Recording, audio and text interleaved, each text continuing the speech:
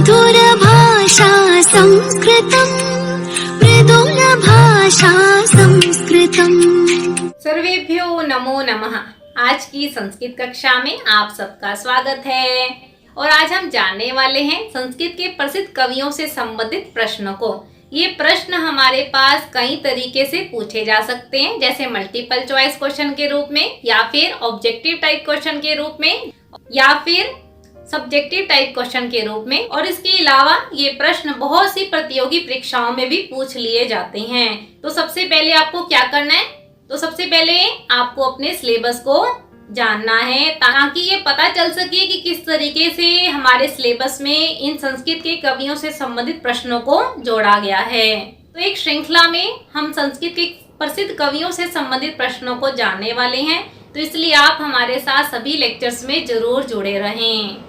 तो सबसे पहले हम इन संस्कृत के प्रसिद्ध कवियों से संबंधित प्रश्नों को बहुत शॉर्ट डिटेल में जानेंगे, ताकि माइंड में इतना सेट हो जाए कि हमें किसी भी तरीके से प्रश्न पूछ लिया जाए, भले ही वह मल्टीपल चॉइस के रूप में हो, भले ही वह ऑब्जेक्टिव टाइप क्वेश्चन के रूप में हो, या फिर सब्जेक्टिव टाइप क्वेश्चन के रूप में हो, तो हम उन प्रश्नों को हल कर सकें। अपने साथ एक नोटबुक रखिए और साथ साथ नोट डाउन करते रहिए। जहां भी आपके डाउट्स हो तो आप कमेंट बॉक्स में पूछ सकते हैं। तो चलिए देर ना करते हुए आरंभ करते हैं। हम पिछले कई लेक्चर से संस्कृत के प्रसिद्ध कवियों के परिचय को जान रहे हैं और उसी श्रृंखला में आज हम भवभूति को जानने वाले हैं। और संस्कृत के प्रसिद्ध कवियों से संबंधित प्रश्न केवल हमारी ग्रेजुएशन की क्लास तक नहीं है। जितने भी एंट्रेंस होते हैं, चाहे वो नेट है, चाहे वो यूपीएससी है, एचपीएससी है, टीजीटी है, पीजीटी है, इन सभी प्रतियोगी परीक्षाओं में भी संस्कृत के प्रसिद्ध कवियों से संबंधित प्रश्नों को जोड़ा जाता है। इसलिए आप इस लेक्चर को बहुत ध्यान से सुनिए और साथ साथ नोट डाउन जरूर करते रहिए। सबसे पहले भवभूति के जीवन संबंधित वृत्तांत को जानते हैं। पिता का नाम नीलकंठ, पितामह यानी दादा, दादा का नाम भट्ट गोपाल, माता का नाम चतुकर्णी, गुरु का नाम ज्ञान निधि। इनका निवास स्थान दक्षिण भारत का पदमपुर। गोत्र, किस गोत्र से संबंध रखते हैं? कश्यप गोत्रीय ब्राह्मण परिवार से। किस राजा के आश्रित थे? कन्नौज के राजा यशोवर्मा। समय 8वीं शताब्दी के मध्य। भवभूति की उपाधि क्या थी? श्रीकंठ, जिसका तात्पर्य है कि जिसके कंठ में सरस्वती रहती है वह है श्रीकंठ। और भवभूति का अर्थ क्या है? भव का अर्थ है भगवान शिव और भूति का अर्थ है प्रसिद्धि, यश, अर्थात भगवान शिव के द्वारा प्राप्त हुआ यश। इनकी कितनी रचनाएं हैं? 3। कौन कौन सी? मालती माधव, महावीर चरितम और उत्तर रामचरितम। मालती माधव में 10 अंक हैं, महावीर चरितम और उत्तर रामचरितों में 7-7 अंक हैं। मालती माधव नाम से स्पष्ट है कि मालती और माधव की प्रणय कथा का वर्णन है। इसमें नायक और नायिका के रूप में कौन है? माधव नायक है और नायिका है मालती। और नायक और नायिका के नामकरण पे ही इस नाटक का नामकरण पड़ा है। और महावीर चरितम में नायक और नायिका कौन है? नायक है भगवान राम और नायिका है सीता। और प्रतिनायक यानी विलेन के रूप में कौन है? मल्यवान। उत्तर रामचरित में नायक और नायिका कौन है? राम नायक है और सीता माँ नायिका है। मालती माधव में किस रस की प्रधानता है? श्रृंगार रस, क्योंकि यहाँ पर मालती और माधव के प्रणय की कथा है, इसलिए श्रृंगार रस की प्रधानता है। और महावीर चरितम में नाम से स्पष्ट है महावीर, वीर रस की प्रधानता है। और उत्तर रामचरित में करुण रस की प्रधानता है। तो तीनों रचनाओं में अलग अलग रसों की प्रधानता है। और इन तीनों ही नाटकों में विदूषक अर्थात जो मजाकिया पात्र होता है उसका प्रयोग नहीं है।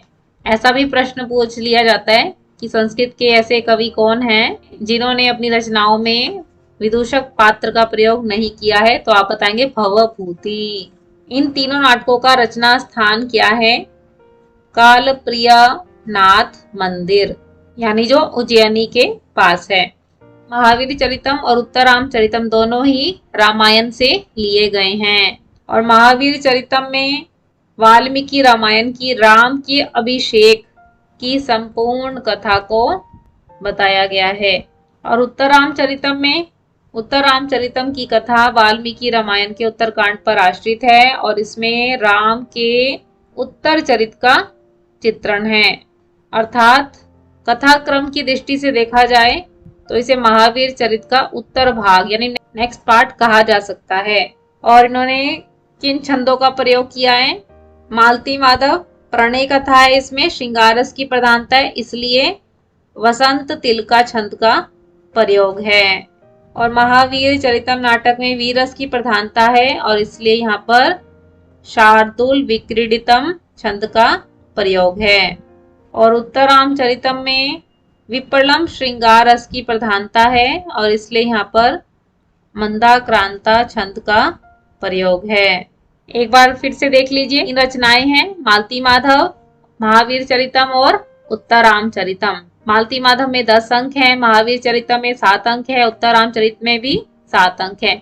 नायक नायिका के रूप में आपने देख लिया, यहाँ पर मालती माधव में श्रृंगारस की प्रधानता है, महावीर चरितम में वीरस की प्रधानता है, और उत्तराम चरितम में करुण रस की प्रधानता है।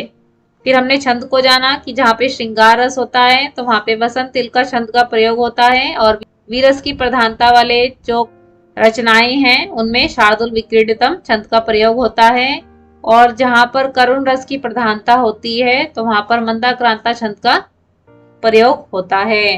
तो इस तरीके से स्टूडेंट्स आपको वेरी शॉर्ट क्वेश्चंस का कार्य तैयार करना है। तो इस तरीके से आपसे प्रश्न पूछे जाएंगे। तो अगर आपने इसको अच्छे से समझ लिया है तो आपके लिए एमसीक्यू हो या ऑब्जेक्टिव टाइप क्वेश्चन हो या फिर सब्जेक्टिव टाइप क्वेश्चन हो तो आप बहुत आसानी से उसे हल कर सकते हैं। और अगर आपको सब्जेक्टिव टाइप क्वेश्चन लिखना पड़े तो उसके लिए भी आपको पहले शॉर्टकट में ही इस मटेरियल को याद करना है। अगर आप चैनल पे नए आए हैं तो चैनल को सब्सक्राइब कीजिए और साथ में लगे बेल आइकन को प्रेस करके ऑल को सिलेक्ट कर लीजिए ताकि आने वाली सभी नोटिफिकेशन सबसे पहले आपको मिले।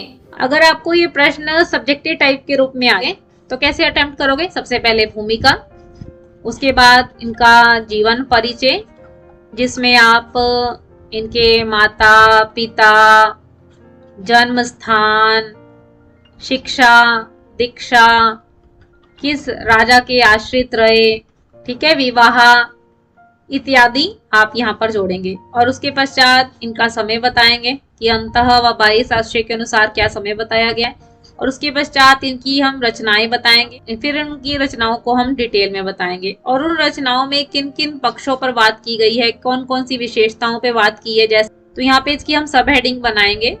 प्रकृति चित्रण, उनकी रचनाओं में किस प्रकार का प्रकृति का चित्रण है, सामाजिक चित्रण, राजनीतिक चित्रण, धार्मिक चित्रण, पात्रों का चित्रण, चरित्र चित्रण इत्यादि विशेषताओं को जोड़ा जा सकता है, ठीक है। और उसके पश्चात हम बताएंगे कला पक्ष और भाव पक्ष को। कला पक्ष में क्या आएगा?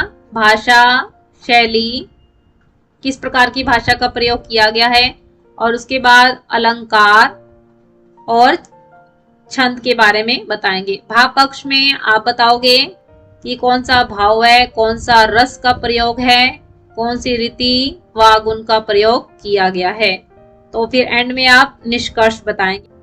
इस तरीके से आपको लॉन्ग क्वेश्चन यानी कि सब्जेक्टिव टाइप क्वेश्चन किस तरीके से आएगा तो ऐसे आपको हेडिंग बना के तैयार करना है। तो यहाँ तो हम बहुत शॉर्टकट में तैयार कर रहे हैं, क्योंकि जब आपको शॉर्टकट में पता चल जाएगा इनकी क्या विशेषताएं हैं, इनका क्या समय है, क्या रचना है, उस रचना में किस छंद अलंकार का प्रयोग किया गया, तो वह क्वेश्चन आपका डिटेल में भी आसानी से तैयार हो जाएगा, ठीक है।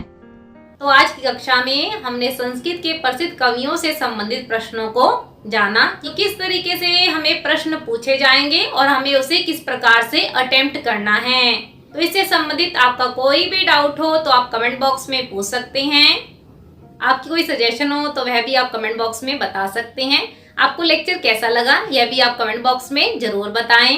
अगर आपको लेक्चर अच्छा लगा तो आप इसे लाइक कीजिए, ज़्यादा से ज़्यादा अपने फ्रेंड्स के साथ इस लेक्चर को शेयर कीजिए। और अगर आप संस्कृत की अपडेट के साथ जुड़ा रहना चाहते हैं, सिलेबस कवर करना चाहते हैं, संस्कृत को सीखना चाहते हैं तो आप चैनल को सब्सक्राइब भी जरूर कीजिए। आप हमें फेसबुक और इंस्टाग्राम के पेज पे भी फॉलो कर सकते हैं। आशा रख सकते हैं कि आपने इस लेक्चर को बहुत ध्यान से सुना होगा और साथ साथ नोट्स भी बनाए होंगे। तो ऐसी नई अपडेट्स और नए टॉपिक के साथ हम मिलते रहेंगे। नमो नमः। नमः संस्कृताय।